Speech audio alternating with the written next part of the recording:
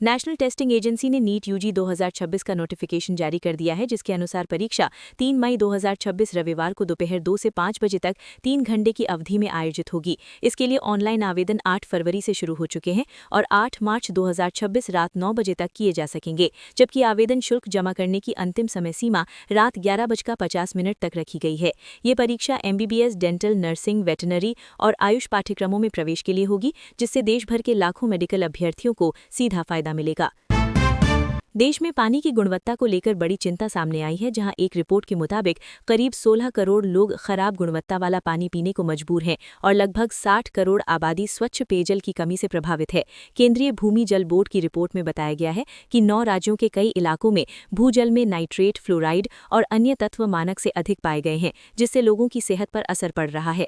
हालात ऐसे हैं कि देश के 30 बड़े शहर जल संकट और गुणवत्ता की समस्या से जूझ रहे हैं, जबकि सरकार जल जीवन मिशन जैसी योजनाओं पर हजारों करोड़ खर्च कर रही है, फिर भी स्थिति पूरी तरह नियंत्रण में नहीं आ पाई है और आने वाले समय में ये चुनौती और गंभीर हो सकती है। भारत अमेरिका अंतरिम ट्रेड डील को लेकर हिमाचल प्रदेश, जम्मू कश्मीर और उत्तराखंड के सेब किसानों में चिंता गहराती जा रही है, क्योंकि आशंका है कि आयात शुल्क घटने के बाद अमेरिकी और अन्य देशों से आने वाले सस्ते सेब भारतीय बाजार में प्रतिस्पर्धा बढ़ा देंगे। किसान संगठनों का कहना है कि इससे घरेलू सेब की कीमतों में 50% तक गिरावट आ सकती है, जिसका सीधा असर लाखों किसानों और उनसे जुड़े परिवारों की आय पर पड़ेगा। सरकार जहां इसे निर्यात के नए अवसर और संतुलित समझौता बता रही है, वहीं किसानों का मानना है कि अगर सुरक्षा उपाय नहीं किए गए तो ये डील उनकी रोजी रोटी के लिए बड़ी चुनौती बन सकती है। राष्ट्रपति द्रौपदी मुर्मू 26 फरवरी को झारखंड के जमशेदपुर दौरे पर आएंगी, जहां वो मरीन ड्राइव क्षेत्र में प्रस्तावित श्री जगन्नाथ मंदिर और आध्यात्मिक शिक्षा केंद्र का शिलान्यास करेंगी। यह परियोजना केवल एक धार्मिक स्थल नहीं होगी, बल्कि युवाओं और विद्यार्थियों के बौद्धिक और सांस्कृतिक विकास के लिए एक आध्यात्मिक एवं सांस्कृतिक अध्ययन केंद्र के रूप में विकसित की जाएगी।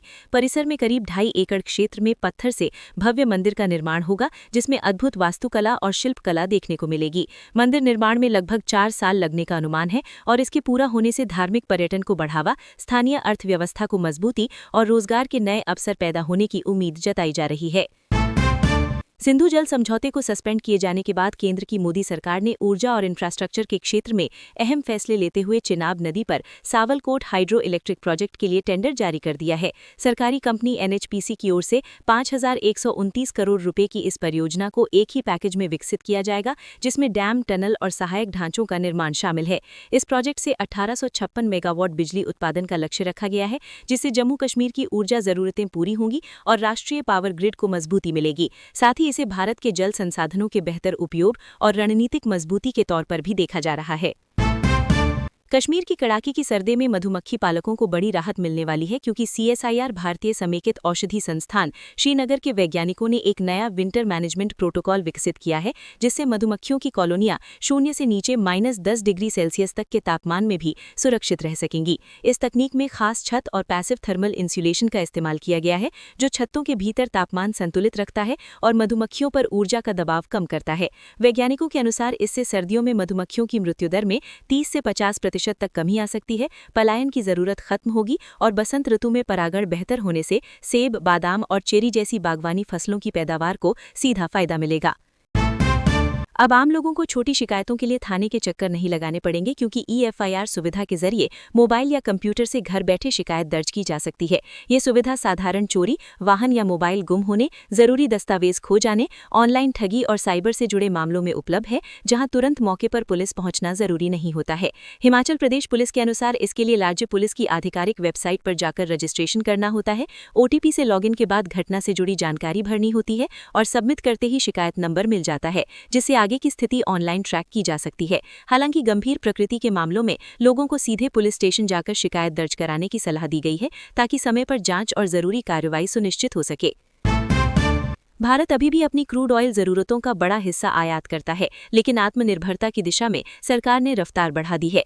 केंद्रीय पेट्रोलियम मंत्री हरदीप सिंह पुरी ने बताया कि देश में रोजाना तेल की खपत बढ़कर 5.6 मिलियन बैरल प्रतिदिन हो गई है और आने वाले वर्षों में ये और बढ़ेगी। ऐसे में आयात पर निर्भरता कम करने के लिए घरेलू उत्पादन बढ़ाना जरूरी है। इसी लक्ष्य के तहत सरकार ने हर साल 150 नए तेल कुएं खोदने का फैसला किया है, जिसमें अंडमान सागर, गोदावरी बेसिन और बॉम्बे हाई जैसे क्षेत्रों पर खास फोकस रहेगा। बढ़ेगा। सरकार का मानना है कि लगातार खोज और नई डिस्कवरी से देश का तेल उत्पादन बढ़ेगा, ऊर्जा सुरक्षा मजबूत होगी और भविष्य में भारत ग्लोबल एनर्जी हब के रूप में उभर सकता है। कर्नाटक की राजधानी बेंगलुरु से एक बेहद संवेदनशील मामला सामने आया है, जहां एक 26 वर्षीय जिम ट्रेनर और बॉडी बिल्डर युवक अपनी प्रेमिका की किसी अन्य व्यक्ति से सगाई की जानकारी मिलने के बाद गहरे मानसिक तनाव में आ गया और उसके बाद एक दुखद घटना सामने आई है। बताया जा रहा है कि युवती ने उसे शादी का निमंत्रण भेजा और नई साड़ी की तस्वीर भेजी थी, जिससे वो अंदर से टूट गया। घटना महालक्ष्मी लेआउट इलाके की है, जहां पुलिस ने मौके पर पहुंचकर पूरे मामले की जांच शुरू कर दी है। परिवार की ओर से शिकायत दर्ज की गई है और बेंगलुरु पुलिस का कहना है कि सभी पहलुओं को ध्यान में रखते हुए मामले की पड़ताल की जा रही है। जम्मू कश्मीर में हज यात्रा को लेकर एक अहम बदलाव देखने को मिला है, जहां बीते 3 वर्षों में हज के लिए आवेदन करने वालों की संख्या में करीब 64% की गिरावट दर्ज की गई है। जम्मू कश्मीर से साल 2023 में जहां 14,500 लोगों ने हज के लिए आवेदन किया था, वहीं 2026 में ये संख्या घटकर करीब 4,700 रह गई है, जो तय कोटे से काफी कम है। अधिकारियों के मुताबिक इसकी मुख्य वजह बढ़ती यात्रा का खर्च, हवाई टिकट के दाम, आय में कमी और गर्म मौसम में पड़ने वाली हज तारीखें हैं। यहां तक कि इस साल करीब 500 आवेदन सिर्फ पहली किस्त की फीस न जमा हो पाने के कारण खारिज कर दिए गए हैं। विशेषज्ञों का कहना है कि बढ़ती लागत के चलते लोग अब हज की जगह उम्रा को प्राथमिकता दे रहे हैं, जिससे ये गिरावट और साफ नजर आ रही है। केंद्रीय गृह मंत्री अमित शाह ने रायपुर में वामपंथी उग्रवाद को लेकर हुई उच्च स्तरीय सुरक्षा समीक्षा बैठक के बाद बड़ा बयान देते हुए कहा कि नक्सल विरोधी रणनीति के ठोस नतीजे सामने आ रहे हैं और 31 मार्च 2026 तक नक्सलवाद पूरी तरह समाप्त हो जाएगा। उन्होंने बताया कि सुरक्षा केंद्रित रणनीति, इंफ्रास्ट्रक्चर के विस्तार, उग्रवादी नेटवर्क की आर्थिक कमर तोड़ने और आत्मसमर्पण नीति से हालात में बड़ा सुधार हुआ है। बैठक में केंद्र और कई राज्यों के वरिष्ठ अधिकारी शामिल रहे, जहां छत्तीसगढ़ समेत प्रभावित इलाकों में स्थिति की समीक्षा की गई और सरकार ने भरोसा जताया कि लगातार अभियानों और विकास कार्यों से नक्सल प्रभावित क्षेत्रों में स्थायी शांति स्थापित की जा सकेगी। हरियाणा के मुख्यमंत्री नायब सिंह सैनी ने फरीदाबाद के सूरजकुंड मेले में हुई घटना को बेहद दुखद बताते हुए मामले की एसआईटी जांच के आदेश दिए हैं और साफ कहा है कि किसी भी जिम्मेदार व्यक्ति को बख्शा नहीं जाएगा। मुख्यमंत्री ने कहा कि जांच के बाद विस्तृत रिपोर्ट तैयार की जाएगी और लापरवाही सामने आने पर सख्त कार्रवाई होगी। सरकार ने प्रभावित लोगों के साथ खड़े रहने का भरोसा दिलाते हुए गंभीर रूप से घायलों को 1 लाख रुपए की आर्थिक सहायता देने और राहत कार्य में जान गंवाने वाले पुलिस इंस्पेक्टर के परिवार के एक सदस्य को सरकारी नौकरी देने की घोषणा की है। साथ ही भविष्य में ऐसे आयोजनों में सुरक्षा मानकों का कड़ाई से पालन सुनिश्चित करने के निर्देश भी दिए गए हैं। महाशिवरात्रि के दौरान श्रद्धालुओं को बड़ा झटका लगा है, क्योंकि 12 ज्योतिर्लिंगों में शामिल भीमाशंकर ज्योतिर्लिंग मंदिर में 12 फरवरी से 18 फरवरी तक नियमित दर्शन बंद रहेंगे। पुणे जिला प्रशासन ने बताया कि कुंभ मेले के दौरान संभावित भारी भीड़ को देखते हुए मंदिर परिसर में व्यापक विकास और सुरक्षा से जुड़े निर्माण कार्य युद्ध स्तर पर चल रहे हैं, जिसमें नया सभा मंडप, प्रवेश निकास मार्ग और भीड़ प्रबंधन से जुड़ी सुविधाएं शामिल हैं। प्रशासन के अनुसार परिसर में भारी पत्थर और निर्माण सामग्री होने के कारण श्रद्धालुओं की सुरक्षा को लेकर जोखिम है, इसलिए महाशिवरात्रि पर भी मंदिर खोलना उचित नहीं समझा गया है। वहीं प्रशासन ने श्रद्धालुओं से सहयोग की अपील करते हुए कहा है कि सभी कार्य कुंभ मेले से पहले पूरे करने का लक्ष्य रखा गया है।